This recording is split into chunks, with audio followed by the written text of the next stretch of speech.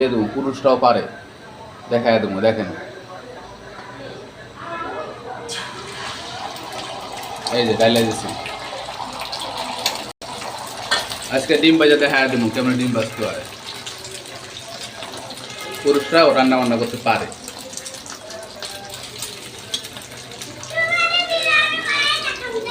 ঠিক আছে, পুরুষের নামে অপবাদ দেওয়ার চলবে না। পুরুষরাও ঘরের কাজ করতে পারে, পুরুষরাও বাচ্চা সামলাতে পারে। এই দেখেন, এই যে সারাটা দিন জ্বালায়।